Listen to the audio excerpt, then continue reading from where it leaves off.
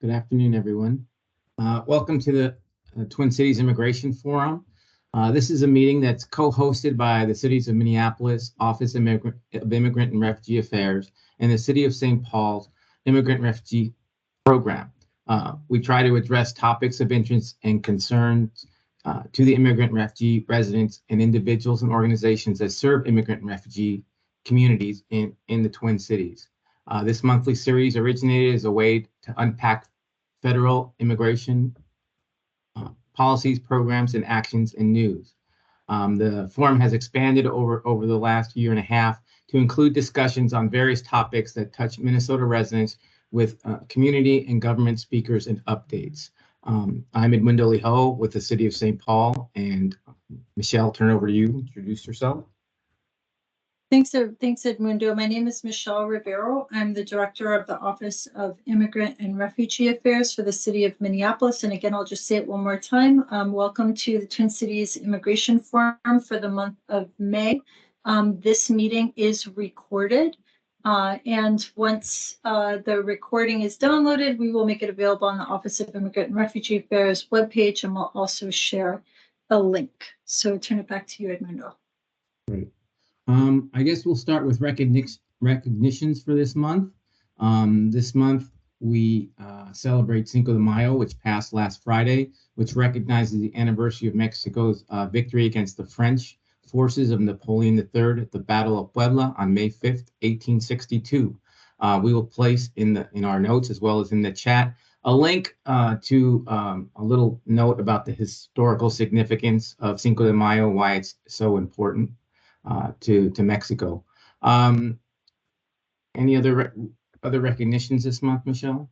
Yep, yes. Definitely. So also want to share that May 5th was the National Day of Awareness of Missing and Murdered Indigenous People. And we'll also share some information about that in the chat. In addition, the month of May in Minnesota is American Indian Heritage Month. Also wanted to recognize that the month of May is Asian American, Native Hawaiian, and Pacific Islander Heritage Month. There is a resolution before the City Council recently, and we'll also share a link to that. And as an indication of how meaningful May is as a month for recognition, May is also Mental Health Awareness Month. We also wanted to share a little bit of information in case it was not on your radar, even if it was just a recognition of a couple of tragedies and very difficult situations that took place over the course of the last month since the last time we met. There were two mosque burning incidents at Masjid Al-Rahma and the 24 Mall.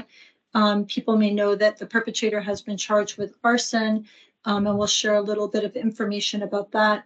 Also, over the past weekend, there was an incident in Texas where the driver of an SUV slammed into a group of people who were waiting at a bus stop outside of a shelter that serves migrants in Brownsville, Texas.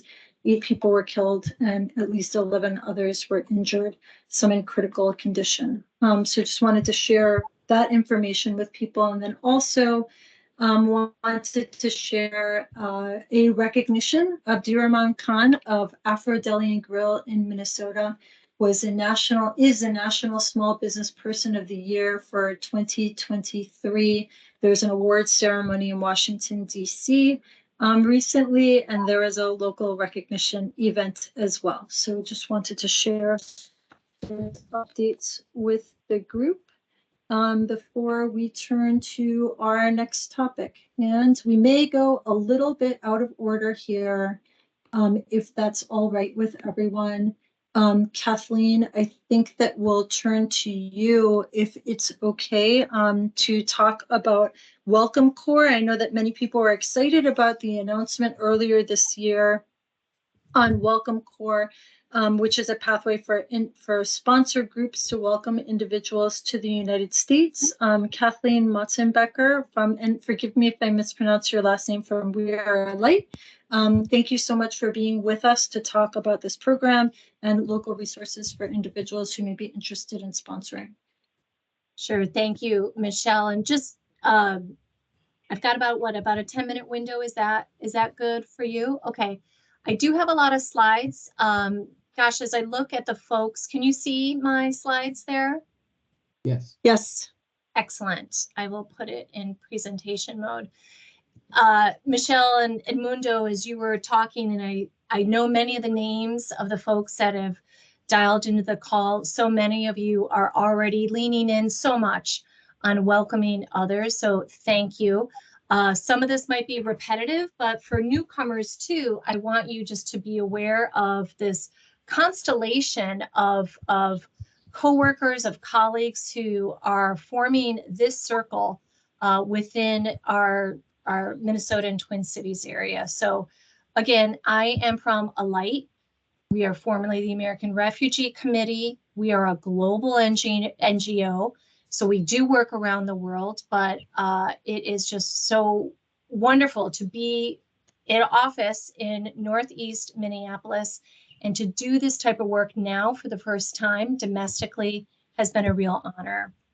We're doing this also, I just want to recognize Kelly from DHS has been a real partner in helping us put this presentation together. So I really will say Alight is just one member of the family of organizations in refugee resettlement. And again, broadly, Alight, what we do, I think our mission says that we want to unleash the abundance in each and every person. What we really do is walk with people who are displaced and walk alongside those who also are walking with people who are displaced. And so again, this opportunity to talk about private sponsors is really wonderful. How did we get here today? I just want to chat for a moment about some of the programs you might already know. So in the last year and a half, humanitarian sponsorship programs have really reinvigorated some of the partnerships. So we had Uniting for Ukraine, U4U. We had a particular process for Cuban, Haitians, Nicaraguans, and Venezuelans. Both of these pathways allowed Americans to directly sponsor individuals and families in need. And again, you can see the countries there, operated by the Department of Homeland Security and USCIS. So Welcome Corps. It's a private-public partnership launched to invite Americans to more directly support refugees being resettled. And I will say those programs on the last slide, they really proved that the time was right, that Americans are willing to lean in and do private sponsorship. There across the bottom, again, you can see this constellation of organizations that have come together. This is a program from the Department of State, PRM, but again, in the small world of refugee resettlement, it's wonderful that we already know so many of the players in this. And I'll just say, Community Sponsorship Hub, currently being led by a Minnesotan as interim executive director, that's Annie Nolte Henning, who came over from Alight and is now over at CSH. So here's the main website of Welcome Corps. I encourage you to go to that. It is a vast consortium of information, library, resources, videos, very easy to digest this information. They come in kind of bite-sized. So it's not as if you need to do a 5-hour deep dive, but you are really able to subscribe and get this type of bite-sized information that will help you understand more about what it means to sponsor refugees through this program. And again, the goals are twofold. It's to equip and empower Americans to welcome refugee newcomers, and then again, to enable organizations to support them in that welcoming work. So who is eligible? I know there's been a lot of questions about that. People can support individuals they have already gotten their refugee status confirmed by the Department of Human Services. All of this goes officially through the U.S. Refugee Admissions Program. And we recognize that this program is existing now because there had been the backlog, and there have been people who have been waiting in refugee camps overseas for years. Their entire lifespan has been in a refugee camp, and they are ready to find a community that they can call home. So lots of discussion about phase 1 and phase 2. I personally use the nickname in phase 1 of matching that was launched this year. What the matching phase 1 means is that you will raise your hands as an American and say you are open to being matched with a refugee family. They have the approved refugee resettlement status. They will probably be at the end of their resettlement process, and you don't know that family. You are willing to raise your hand and say, I don't know where this person originates from, or where they currently live, but my group is ready to welcome this person. That is phase 1. Phase 2 is the naming. This will be launched later in 2023. Many people from the diaspora program are very interested in the naming portion of this program. Why? Because this is where Americans get to identify individual or particular refugees. So perhaps a relative, perhaps a cousin, an aunt, or an uncle. They know about this refugee in this country, and that is the person that they want to sponsor. Signing up at welcomecorps.org is how you can get to be alerted when applications for that will be accepted. So here's something I want to state very, very clearly. If you are more interested in doing phase 2, where you name an individual, it is not required that you go through phase 1. You can wait. You can build up your reservoir, you can build up your muscle of your group, but phase 1 is not a requirement for individuals to participate in phase 2. What is Alight going to do in this? Well, much like we did in the U4U, we are helping to publicize this program. We are helping to organize others. And many of you participated in weekly Zoom calls with my colleague Steph Coney. But officially, Alight has been named a PSO, Private Sponsor Organization. And get ready for a little bit of acronym soup as I go through this.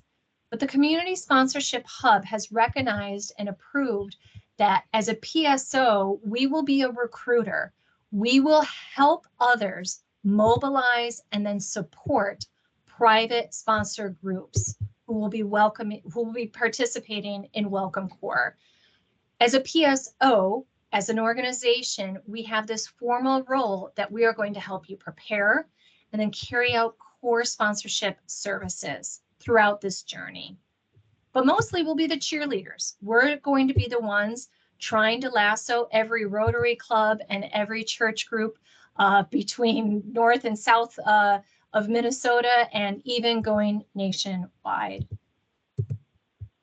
Here's my second acronym, PSG, and the two are so familiar. So let me take a moment to talk about PSGs.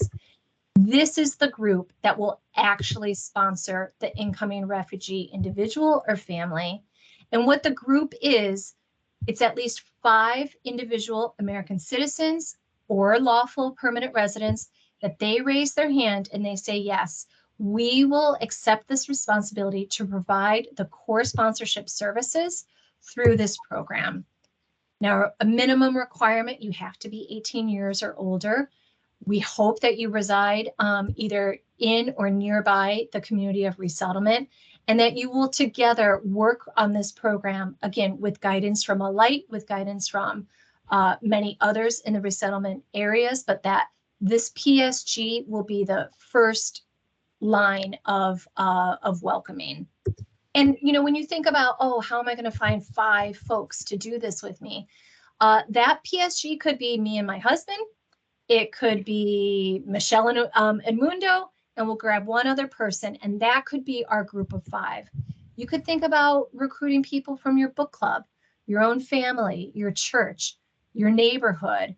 Once we get rolling with this, I really do want to be reaching out to the local neighborhood associations here in the Twin Cities, because again, this is what forms our community. This is what could form the basis of our PSGs. So what's a PSG going to do? Well, they'll be at the airport. They want to roll out the red carpet as newcomers come. They will help either find initial housing, that could also be in their own homes. They will do everything to make this landing be as soft as possible. So giving dignity to newcomers by giving those household supplies, and then the documentations that they will need. This is where I would say for PSG, you're going to have the patience to help your new folks that you are sponsoring get access to public benefits, help them find the health services, enroll the kids in school. If the family doesn't speak English, connect with ESG learning languages, just facilitate and get oriented to the community overall. And probably most importantly, helping find a job. And I think I talk about this more later in the program, but I want to state here that when I did my own training on the Welcome Corps website, I really got some great language. You know, a PSG, you are not adopting a family. You are not hosting a family. You are partnering with a family. And the main goal of this is that we want that new family to find their own self-sufficiency as soon as possible, to have their job where they are able to pay for their own rent. And again, the PSG is helping by undergirding that, but hand-holding and walking through that together. And lastly, I'd be remiss if I didn't say support with transportation. So like I said, you can apply by coordinating that group of at least 5 adults. There are trainings very easy to access on the Welcome Corps page. There are background checks. You will complete a welcome plan that Alight can help you with. And then let's talk about the financials for a moment. People think, oh, I have to be very wealthy, you know, if I'm going to host a whole family. Please don't think of it that way. The numbers here that have been framed are per individual, $2,375 per newcomer being supported. So again, if you're thinking about being matched with a family that might be 2 adults and 2 children, that's coming in at less than $10,000. And again, you will not be paying for that totally out of pocket yourself if you are not able to. There are many ideas about fundraising, crowdsourcing, about putting together a plan that you have a fundraising plan either through social media or your own networks. Now the screening. This again is why we have very important partners with Welcome Corps. Their applications will be screened to make sure that by a trained Welcome Corps team member, everything, all the T's have been crossed and all the I's have been dotted. Of course, there will always be questions come up, and that is what Alight is ready to help you with on the sidelines. And we are available to help you walk through this and available to answer questions on additional information. So again, what I have here on the PSG support, that private sponsorship group, we can help you fill out the application, help you navigate the mandatory online trainings, resources such as checklists and the guides. And again, Alight is here. Our Alight guides, just like they were for the Ukrainian program, are here for this program to help either send you a reminder, answer questions, basically catch the ball and pivot and see if we can help you out. And if we can't, help you connect to find the right answers. I like this timeline, Michelle and Edmundo, because I think it lays it out in a pretty linear way. So you start off by getting that group of 5, your private sponsorship group, making sure that people in that group have the time, the energy, and the resources to do this in the appropriate way. You will be signing up and doing your background checks, completing that online training. All of this is online. Attending a application support session, developing that welcome plan, but then again, putting pen to paper and signing that commitment form and beginning fundraising and submitting the application. So in conversations with DHS, we did want to also flag some important notes here.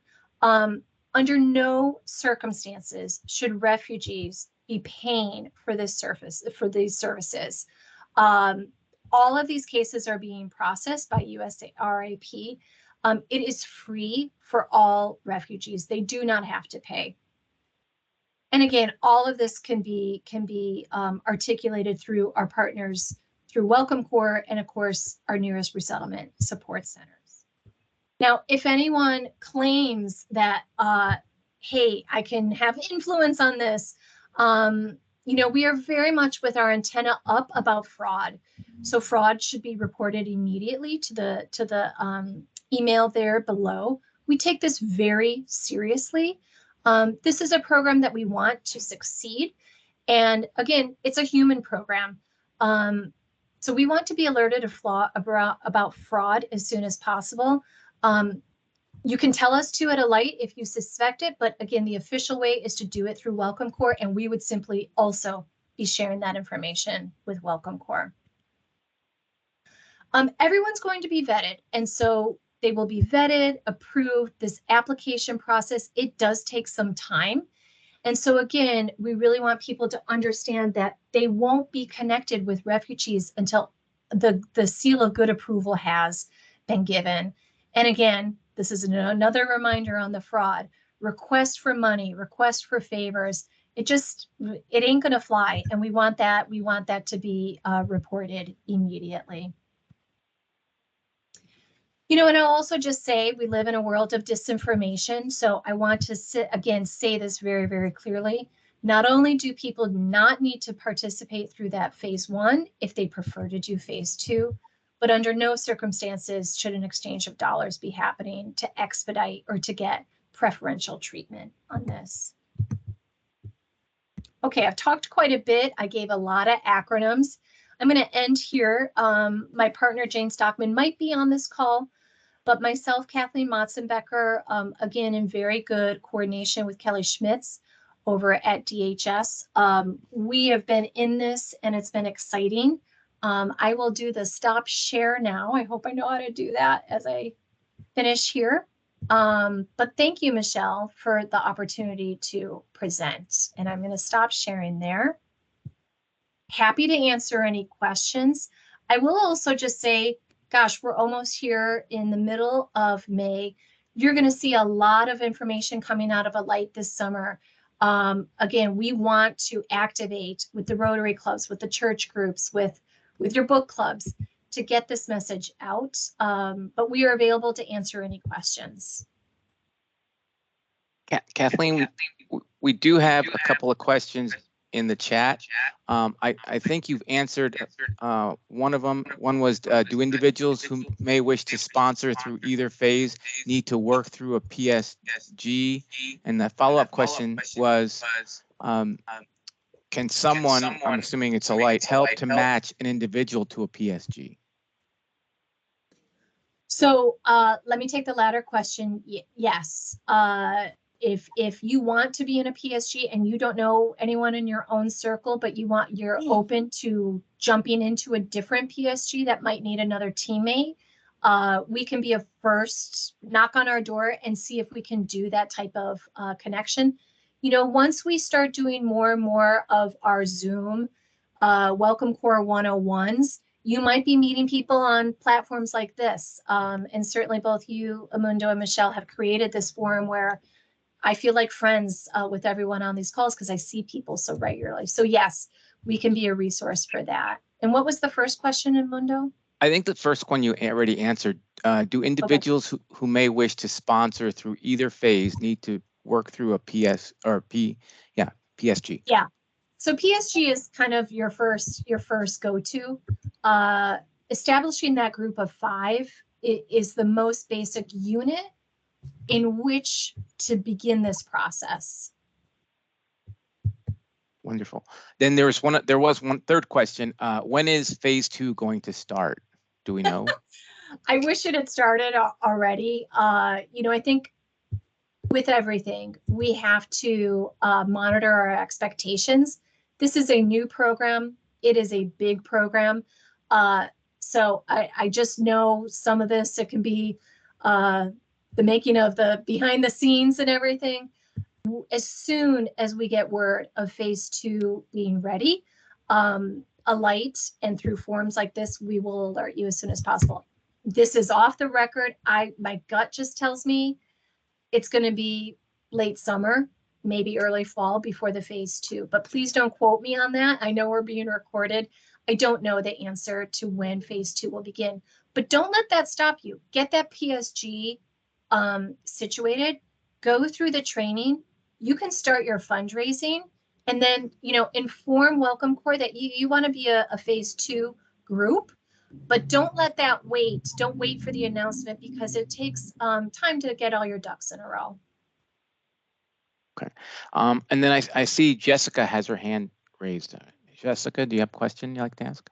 Yes, thank you. I had to join a little late, and you may have addressed this already, but if you just gave a ballpark of how long it might take for a PSG to get organized, we have 5 people and we want to start. And so how long do you think it will take us before we can get that application submitted? And then how long does the application screening process take?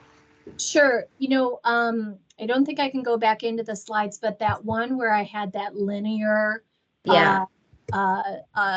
diagram, you can begin to get your information online and set. Jessica, I'm going to have to say it's a little bit on how proactive your group wants to be, and to, you know, do the trainings. I powered through the trainings over 2 nights. I got a little dizzy after the end of it. You know, it's better to pace yourself out in these little videos. It's highly adaptable, and you're able to digest it, but you don't want to do it all in one night. You know, you want it to settle with you. And then how long will your fundraising take?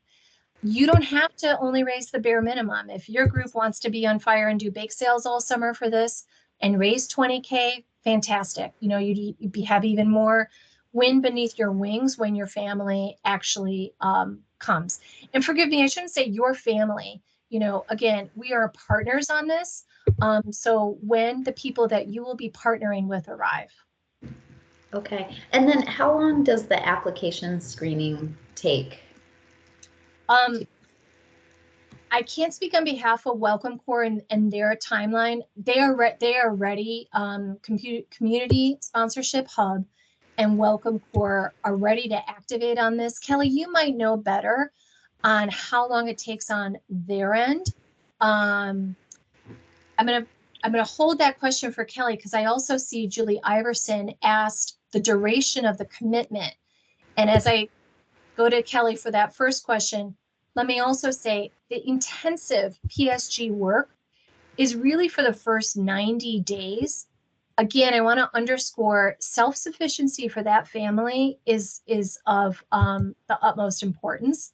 It's not to say on day 91 you say goodbye to this family. We hope that you are in their lives for, you know, the next decade, the next, you know, as their kids grow up and graduate from De La Salle or wherever they wind up going.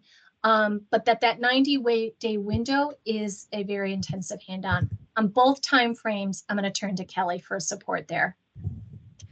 Yeah, of course. So I've been answering some questions in the chat, so hopefully that's helpful in putting some links there. And apologies, because I realized I also misinterpreted one. I thought the matching question was to refugees, and I'm realizing that's to PSG. So thanks for answering that, Kathleen. But just to be clear again, so phase 1 that we're currently in on Welcome Corps, you aren't able to identify the refugee individual that you would want to be matched with, and all that matching is happening again at the level of Welcome Corps and Community Sponsorship Hub to refugees currently. I would say from submission of an application through the vetting to then being matched with an individual or family, it seems to be taking, I mean, we just had our first match for the state of Minnesota, which is really exciting. So I would say it's at least probably 3 to 4 months. I think a lot of that will be, we don't have official answers on that, but it'll be dependent on the volume of applications that they also get. So I would imagine also once phase 2 launches that timeline will extend out a bit. And then was there another?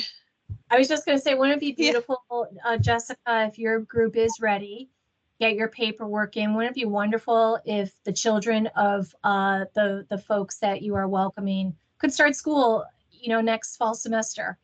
Again, that might be too ambitious, but wouldn't that be wonderful? I did actually have a question related to that. Is it always that you're welcoming an individual or a nuclear family, or could you welcome, for example, An individual, their relative, like an uncle, a brother, a nephew, like 3, 4, 5 people from the same family, but not a nuclear family. Nuclear families, I think, might be the rarity in the world that we live in right now. I believe that is open. There might be some familiar, but it could be a maybe an adult daughter coming with their mother-in-law. I don't know what the composition of the waiting refugee families are from Welcome Corps. But yes, you can sponsor a individual, and if others have more info on that, please chime in.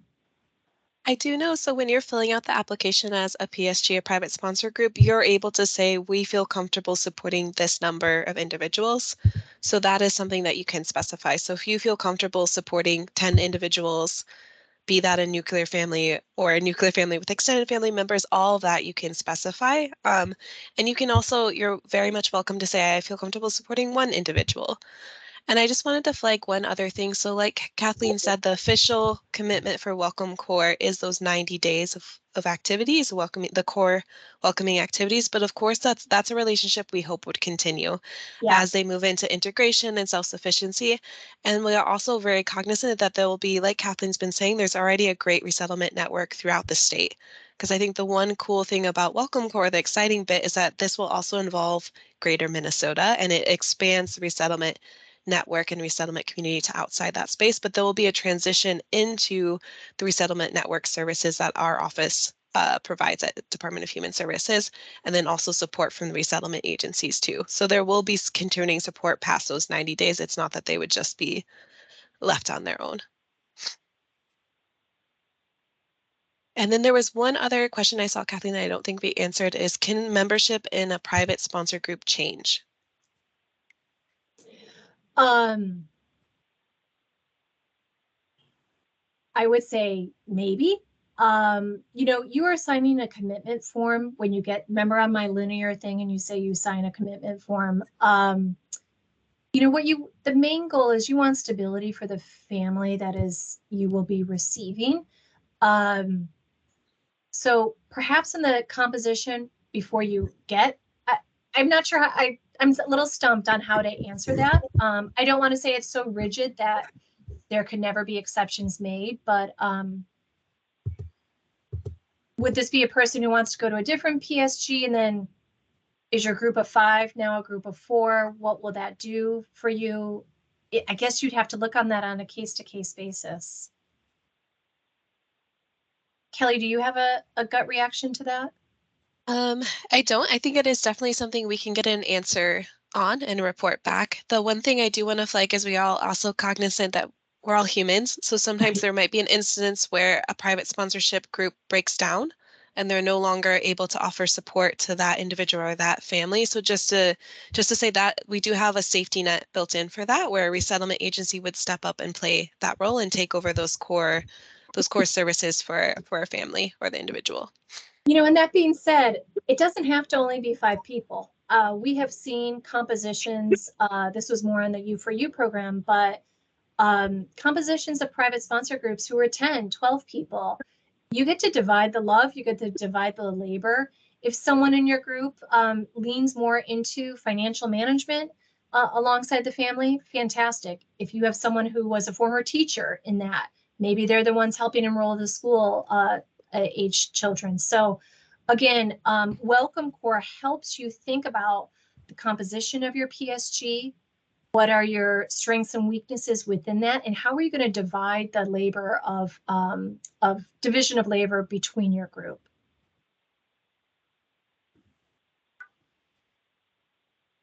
Oh, wonderful. I thank you both for presenting and for answering all the questions. I'm really excited about this program. I know that Michelle and I have both gotten a lot of questions in recent weeks, and really excited for us to move forward and get some groups together and start sponsoring some people. So thank you.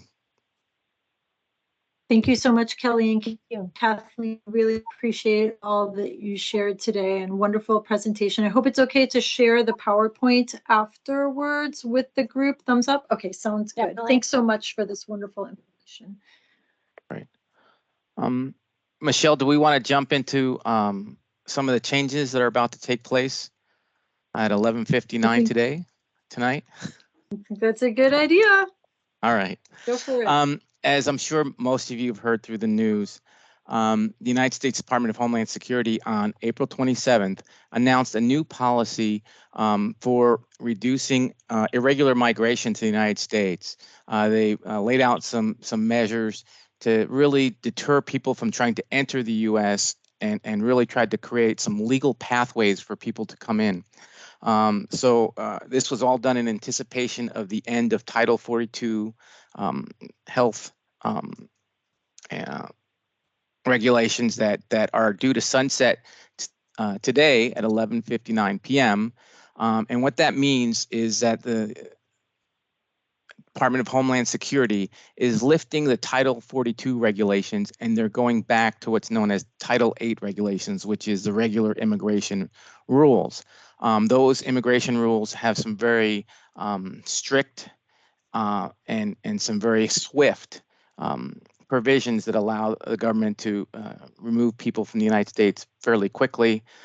So what they've announced is that people who try to enter through irregular means are going to be returned to Mexico if they came from Mexico very quickly. They're going to be removing not only individuals but families, and they're really going to try to have people work through the CBP-1 app, which was set up for people to request interviews, to be interviewed to enter the United States.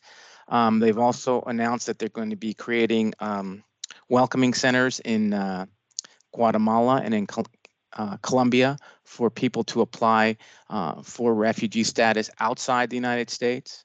They've also indicated that they're going to increase the numbers of refugees from the Western Hemisphere, and they've entered into agreements with Spain and Canada to take more refugees from the Western Hemisphere. So there are going to be some changes. They're going to try to increase legal pathways for people to apply for asylum. But there's a lot of concern because there's also been new asylum regulations, and we can get into that in a little bit, that were announced yesterday, I believe. And those are going to make it much harder for people to apply for asylum who try to enter the United States. There are a couple of very exceptional exceptions, so we can get into that a little bit later. And with that, I'll turn it over to Michelle to. Yep, so I'm just going to share like a little bit of context and where you can learn more and invite people to reach out to our offices. We have been seeing an increase in newcomers to Minnesota over at least the last 9 months. And for some of you who have participated in a bi-weekly meeting that Edmundo and I have co-facilitated, that are on alternate Wednesdays, that has been a workspace to address concerns relating to newcomers, connecting people to resources and resource providers to each other. So one suggestion, given all of these new developments, is if participants in this meeting, if people who are watching afterwards are interested in kind of rolling up your sleeves and connecting offline on addressing needs of newcomers, please do feel free to join us. Our meetings are on alternate Wednesdays at 4:30. You can reach out to Edmundo or myself to receive the meeting invite. In addition to that, I think it's important to state that both cities of Minneapolis and St. Paul are welcoming cities. Our goals are to promote, in terms of our offices, the safety, well-being, and access to opportunity for our non-US born community members. Also want to share in the event that you are encountering newcomers, from the standpoint of City of Minneapolis, we do have a list of resources that's been put together in partnership with a number of different partners on information about basic needs, including shelter, transportation, food, and more. This resource information is on the Office of Immigrant and Refugee Affairs webpage and is also available in 9 languages. And I'm going to try to cut and paste this into the chat, and hopefully the links will appear for you. I also put into the chat the recent fact sheets that have come out from the Department of Homeland Security. And if you take time to review them, you'll see that there are some carrots and some sticks. And by that, I mean there are some pathways and opportunities that did not exist in the past that are going to be implemented to facilitate the safe migration of people to the United States. On the other hand, there are more restrictive consequences, like Edmundo is alluding to, for individuals who attempt entry to the United States in a way that circumnavigates or goes around the structures that the federal government is setting up. So more to come, but we just wanted to make sure to share some information, given that the expiration of the use of Title 42, the public health law that enabled Border Patrol agents to prevent people from coming to the United States, and the reverting to Title 8, which is the standard law that governs processing of immigrants to the United States, what that actually means, and explain a little bit about some of the impacts. And happy to answer questions that people may have today, or for others who are engaged in this topic, if there's information that you would like to share, we invite you to share information. We are anticipating an increase of arrivals at the southern border. At least that's what the federal government has indicated, and just are in a situation where we are gauging what is happening, and want to make sure that we're connected with our partners, including all of you, as the situation changes. So invite questions, comments, thoughts people want to share. And if I missed anything, Edmundo, that you think is very critical to share with the group, please do jump in. Well, just one last comment. I think the government is really making an effort to kind of funnel people into programming and kind of lead a more controlled means of entry. And there is a lot of anticipation about these changes. And they do a lot of people have still been entering before Title 42, and they anticipate that number is going to increase. And there's a lot of speculation about how many people. I know CNN this morning reported that there are 150,000 people along the Mexican-Texas border waiting to enter once Title 42 ended. There's also been reports of as many as 650,000 people in the country of Mexico, not just at the border, who are making their way to try to enter after Title 42. So you know, the system is at capacity or over capacity and we are going to continue to see large numbers of people. We have seen, as Michelle indicated, we have seen large numbers of people in the last year, and everyone on this call who works in this area has seen a large number of people. So there's a lot to digest, and I think we're all still digesting it. There's been some changes to the asylum regulations. There's this new, well, it's not so new, but they've been using it, the CBP One app, and whether that system is going to work, whether people are going to have access to legal counsel before these interviews, when they get an interview, what's the criteria? There's still a lot of questions that are kind of being worked out. But you know, it all starts tonight at midnight. So. And I do see that there's a question in the chat, Kathleen, regarding when the regional processing centers are opening. And I can share that there are regular updates from the Department of Homeland Security. And I'm just looking to see if there's an update on that topic, and I'm not seeing that just yet. We'll keep looking Right. And if I find it, I will put the information into the chat. But again, invite other questions that people have, or things that you may want to share with regard to what you are seeing and also what you are doing. Michelle, my recollection from one of the last briefings we had from the federal government was that Department of Homeland Security was still working with Department of State to set up those offices and open them. So I don't think an announcement hasn't been made on the date. Thank you. And I see Anna has put a comment in the chat as well. And Anna, if you don't mind jumping on and just sharing what you put in the chat, that would be wonderful. Thank you so much. Sure. Yeah, and I apologize for my appearance. I'm like home getting over a sinus infection and bronchitis.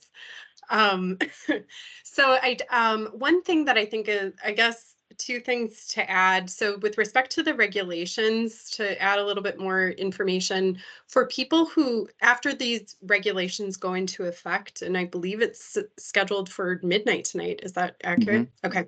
So, 11:59. So anyone who's apprehended between ports of entry, if they traveled through a third country en route to the United States, under the new rule, there would be a rebuttable presumption that they're ineligible for asylum. There are mechanisms to overcome that rebuttable presumption, but it's going to be really hard for people to do that without a lawyer. And based on credible fear interview processing in the past, my guess is that most people will not have a lawyer when they're going through the process to try to rebut the presumption.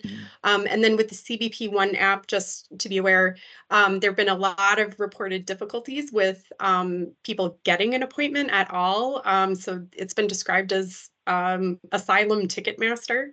And there have been a lot of issues too with facial recognition. So like particularly people with darker complexions or people who are Black, there's a lot of difficulties with having the facial recognition work for the CBP One app. And then I guess like the other thing too, and it kind of related to the comment Edmundo made with the people who are lined up to turn themselves in. I think it's also like really important to recognize that people are trying to do it the right way. They're trying to exercise their right to lawfully apply for asylum and turning themselves in. So it's been a little frustrating for those of us who understand the law to see the narrative in the news that it's sort of like, this is an invasion. And it was like, no, it's not. It's people who've been blocked from applying for asylum for 3 years who are trying to line up and turn themselves in and do it the right way. So for what it's worth.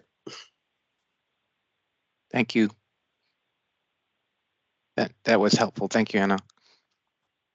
And I just put the regulation that Anna's referencing in the chat, so people have it and have the opportunity to review it. And when I looked, it indicated that it's as yet unpublished, even though the unpublished version is available.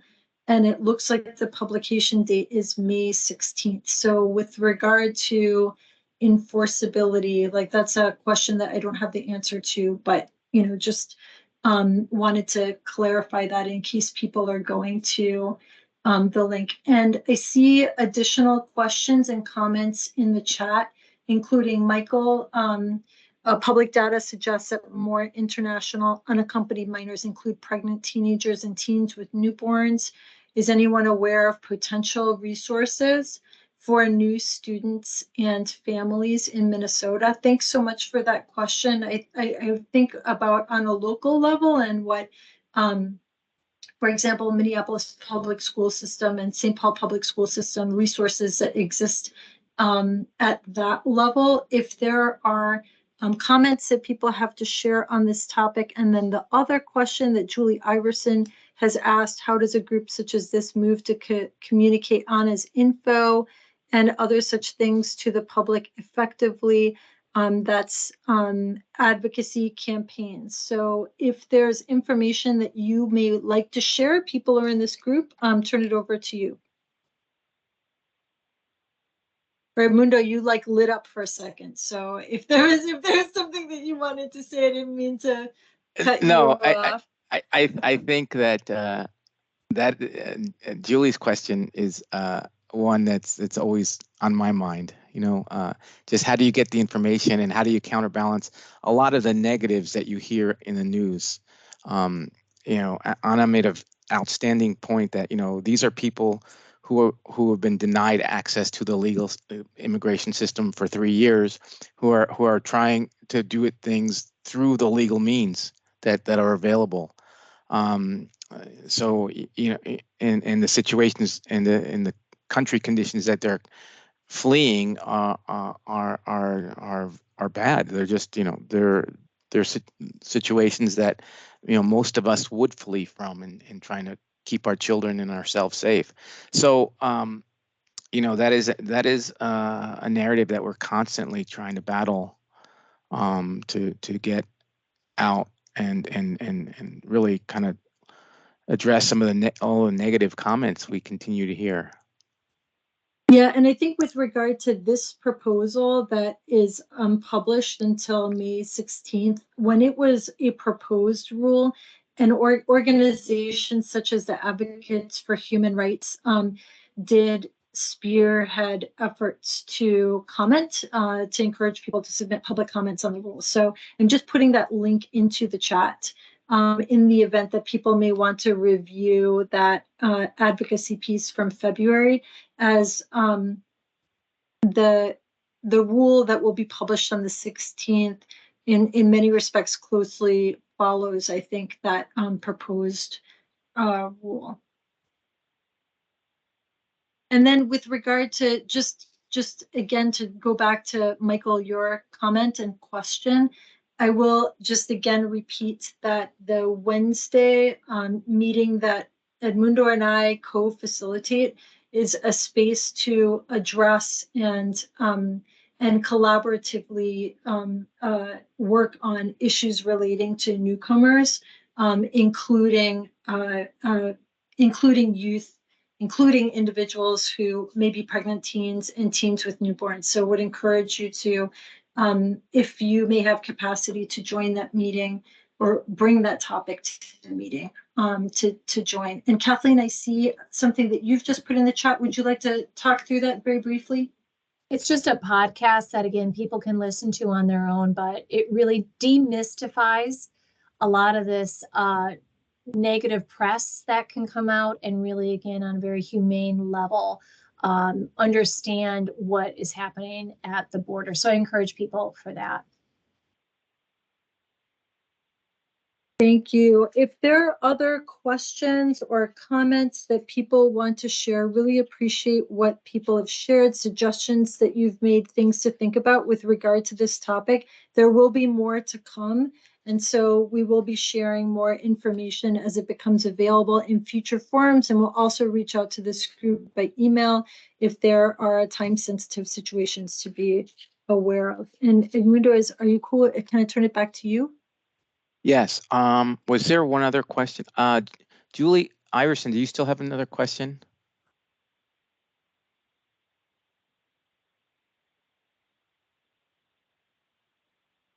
Because I'm not sure what. Yeah, I think there's a question response, no, but thanks. And so Okay. like just Okay. that comment about opportunities to ask, to connect with individuals at public events. It sounds like that may be a suggestion, like an opportunity to get to know people individually.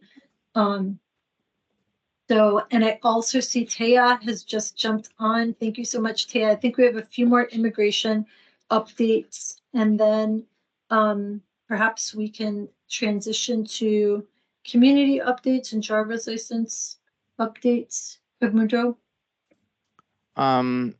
Let's see. I think we talked about the fact sheet that Michelle's going to put in I think put in the chat, and also we'll be putting in our notes from the U.S. government about the new policy from Homeland Security. Also, this past month, parole extensions for Ukrainians who were paroled into the U.S. between February 24th, 2022 and April 25th, 2022 have been approved, and Ukrainians will be able to extend their parole and also extend their employment authorization.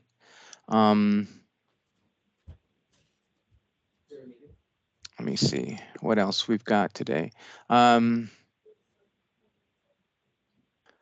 you know, with regard to parole, that was one of the other things that actually was a positive coming out of all this new policy, was that you know, people have been paroled into from the border for a while now, for more than a year, have been paroled in from the border for short periods of time, and then come and they apply for asylum through, we get placed in removal proceedings. We're able to apply for asylum, but they take some, you know, months to get employment authorization because of the way the process is set up.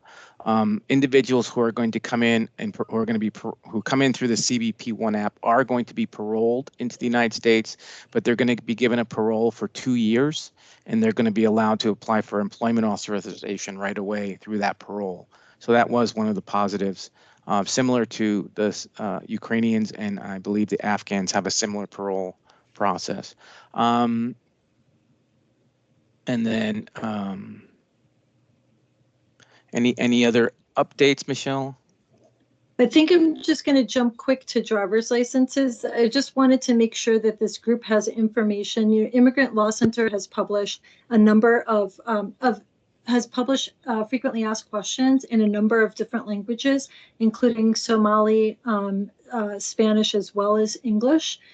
So if you find that useful, this references the driver's license for all law that was passed and I was signed by the governor in March and goes into effect on October 1st. So we'll put those links into the chat, and we'll also share notes afterwards so that people have access to accurate information. And I think with that, I see that we have Taya on and Dr. Fuel on as well. So perhaps if it's okay to turn it over to Taya, if you'd like to share an update with Green Card Voices. And thank you so much for joining us today. Yes, thank you so much for your understanding. I could only meet now because I was at a vet.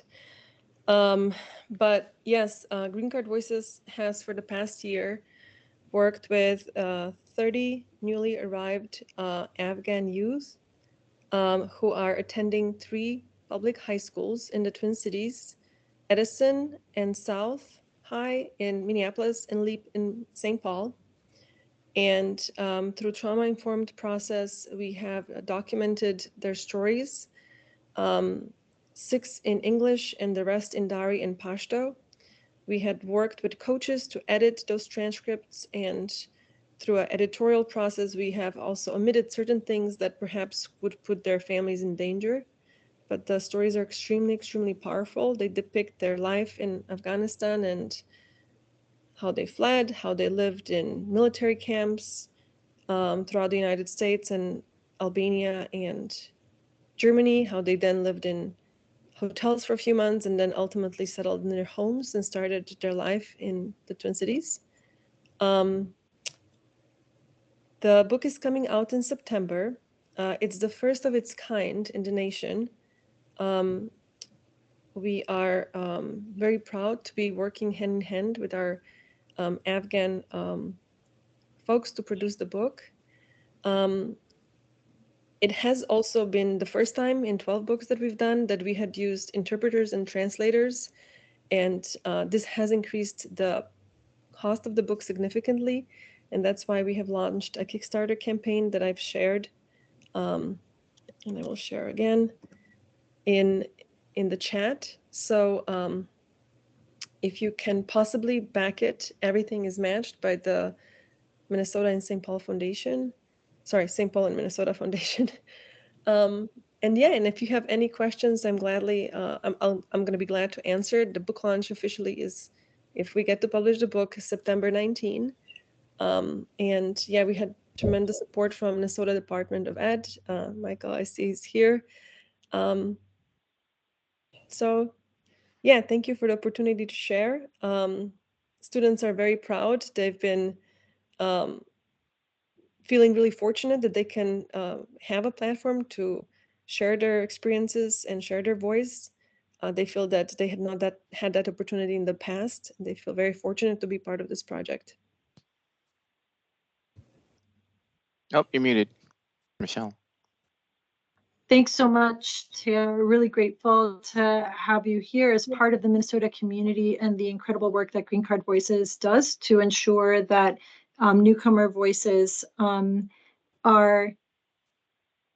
a platform in community. If you may want to share information about Green Card Voices for people who are unfamiliar with the organization, please do put that in the chat so that people can explore a bit more beyond this specific Kickstarter campaign. And congratulations for this wonderful work that you're doing, and happy to be able to highlight it.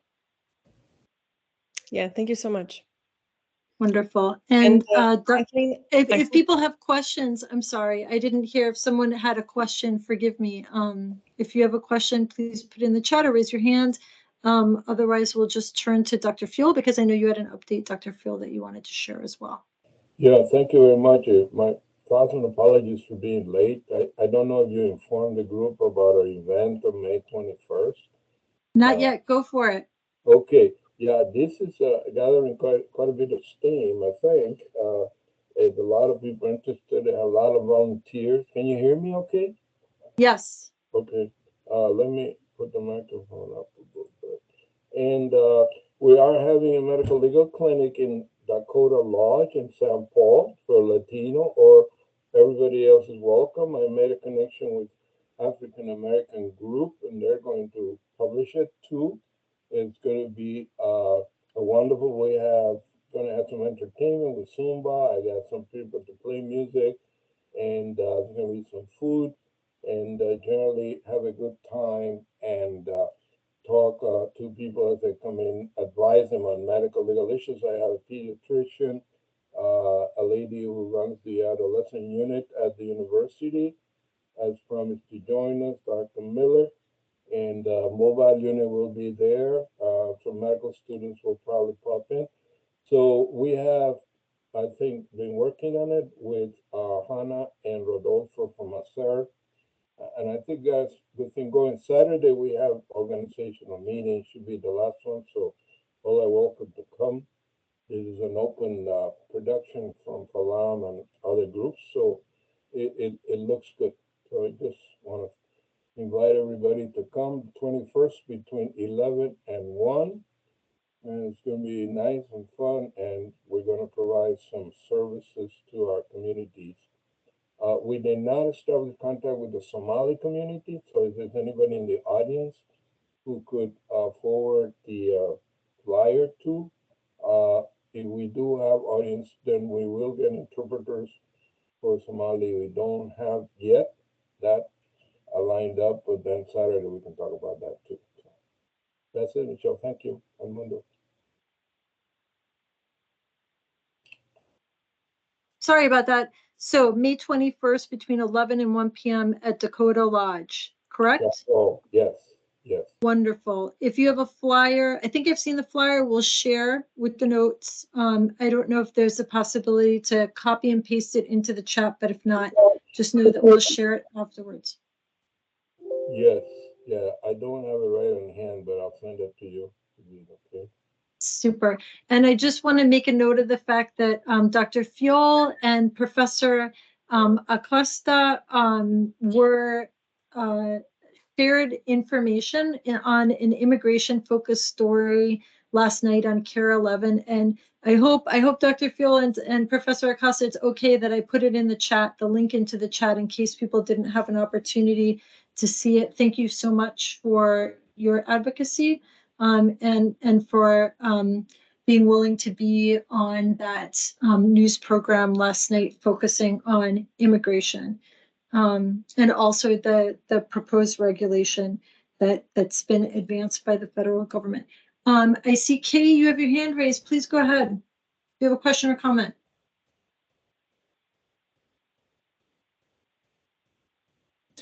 I just wondered if everybody here knew that our Gale Mansion at AAUW has been purchased by the Somali Refugee Organization. And I did not know that. I just think you'd need to come and visit. And we are now, our AAUW women, we meet there at the Gale Mansion, and it's an Italian Renaissance structure. And apparently in Somalia, the well-to-do people have Italian Renaissance homes in Somalia. And so they found it a good mix. But I just think, Michelle, they need to get connected to you, and you need to get connected to them. That's wonderful. Let's circle up offline. That is a really exciting development that I was not aware of. So thanks so much, Kay, for sharing that. Are there any other community updates that people may want to share for the time that that we have left? Oh, and by the way, Kathleen is also indicating that she would love to present a welcome core to the AAUW Women this summer. If you may want to share your contact information in the chat, or Kathleen, if you don't mind putting your email in the chat just one more time so that Kay can share it, so that Kay can take it. Go ahead. Go ahead, Kay. Kay, was there a follow-up? No, I tried to disconnect it. No. Okay, thank you. So I just also want to give a heads up for an event in June. June 10th will be the date of the Community Connections Conference, which is an opportunity to learn about city resources, learn about community organizations and neighborhood organizations, and more. That are working in Minneapolis. It's a great opportunity to connect, and there is free food. There will be performances, and also wanted to share that in recognition of Immigrant Heritage Month, World Refugee Day, and Caribbean American Heritage Month, which are all recognized in the month of June, there will be a citizenship and immigration resource fair at the Community Connections Conference. Again, that's on June 10th. I think it's from 8:30 until 3. And I'll just put information into the chat about the Community Connections Conference so that people can learn more.